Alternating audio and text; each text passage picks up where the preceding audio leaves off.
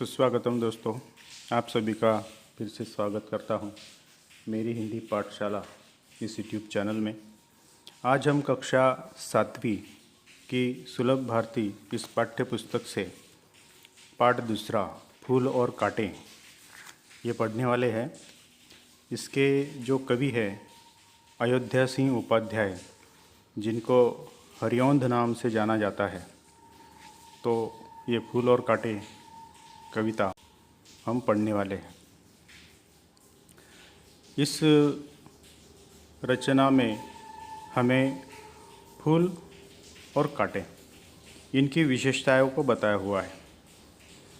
तो शुरुआत करने से पहले अयोध्या सिंह उपाध्याय इनका परिचय मैं आपको करा देता हूँ। आपका जन्म हुआ तो 1865 आजमगढ़ में, उत्तर प्रदेश में आता है आजमगढ़, और इनका देहांत हुआ था 1947 में। आपकी रचनाएं प्रिय प्रवास, पद्य प्रसून, वैदेही वनवास, अधखिला फूल, प्रेम कांता आदि। अयोध्या सिंह उपाध्याय जी का खड़ी बोली हिंदी के प्रारंभिक कवियों में मूर्धन्य स्थान है। आप हिंदी के एक आधार स्तंभ है। प्रस्तुत कविता में कवि ने यह स्पष्ट किया है कि मनुष्य विशिष्ट कुल में जन्म लेने से नहीं बल्कि अपने कर्मों से ही बड़ा बनता है। होता क्या है, घर में दो भाई होते हैं लेकिन दोनों में बहुत अंतर होता है। उनके स्वभाव में, उनके गुण वैशिष्ट्यों में बहुत अंतर होता है। एक का स्वभाव अच्छा होता है तो दूसरा थोड़ा कटु स्वभाव का होता है। एक की भाषा मधुर होती है, दूसरों की भाषा कटु होती है। इसी प्रकार एक ही पेड़ पर दो अलग अलग रूप निर्माण होते हैं। एक कांटा होता है, एक फूल होता है। उनको जन्म देने वाला एक ही पौधा होता है, लेकिन दोनों के गुण वैशिष्ट्य अलग अलग होते हैं। एक से खुशी मिलती है, एक से दुख मिलता है। यही बात यहाँ पर हरिऔंध जी ने बताने की कोशिश की है। तो ये पद्य हम पढ़ने वाले हैं आज, फूल और कांटे। उससे पहले आप सभी से एक रिक्वेस्ट है कि आप मेरी हिंदी पाठशाला इस यूट्यूब चैनल को सब्सक्राइब कीजिए अगर अभी तक नहीं किया है तो। दोस्तों, पद्य में शुरुआत में कवि ने कहा है कि एक ही कुल में दोनों जन्म लेते हैं। है जन्म लेते जगह में एक ही पौधा उन्हें है पालता। रात में उन पर चमकता चांद भी एक ही सी चांदनी है डालता। पौधा एक ही होता है, दोनों पर एक समान संस्कार होते हैं, एक ही जगह पर जन्म लेते हैं, एक ही पौधा दोनों को पालता है। चंद्रमा का प्रकाश दोनों पर एक समान होता है और चांदनी का प्रकाश भी उनके ऊपर एक समान, चांदनी की शीतलता भी दोनों पर एक समान ही फैलती है, लेकिन फिर भी दोनों में बड़ा अंतर होता है। अब ये दोनों कौन हैं? तो एक है शूल और एक है फूल, मतलब एक है कांटा और एक है फूल। दूसरा जो परिच्छेद है उसमें देखा, मेह उन पर है बरसता एक सी उन पर हवाएं हैं बहीं, पर सदा ही यह दिखाता है हमें ढंग उनके एक से होते नहीं। मेह का मतलब होता है बादल, मेघ।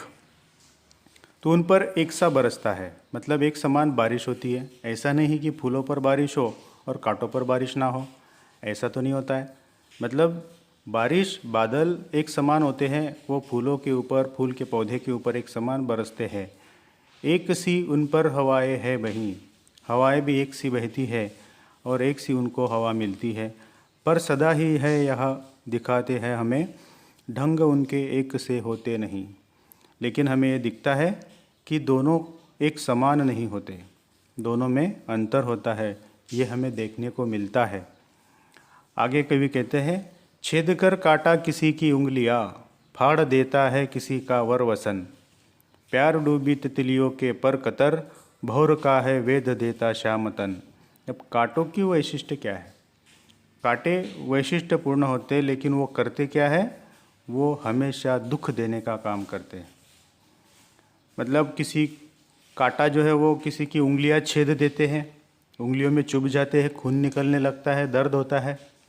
तो किसी के सुंदर वस्त्रों को फाड़ देता है। वर मतलब श्रेष्ठ, सुंदर, और वसन मतलब वस्त्र। तो कांटों में किसी के वस्त्र अगर अटक जाए तो वस्त्र फट जाते हैं। तो कांटा क्या करता है, किसी की उंगलियों में चुभ जाता है, किसी के सुंदर वस्त्रों को फाड़ देता है। प्यार डूबी तितलियों के पर कतर, भौर का है वेद देता श्यामतन। तो कहीं क्या करता है, वो तितलियों के पर कतर लेता है। कहीं उड़ती हुई तितलियाँ उन कांटों में अटकती है और उनके पर कतरे जाते हैं, टूट जाते हैं, तितलियाँ दुखी हो जाती हैं। तो कभी भौर का मतलब भौरे जो होते हैं, भौर मतलब भौरा, तो भौरे का जो तन होता है, जो शरीर होता है, उस शरीर का वेध वो कर लेते हैं, घायल उसको कर देते हैं। ऐसा काम कांटे करते हैं। तो बताइए, कांटों को कोई क्यों पसंद करेगा, कांटे क्यों कोई पसंद करेगा।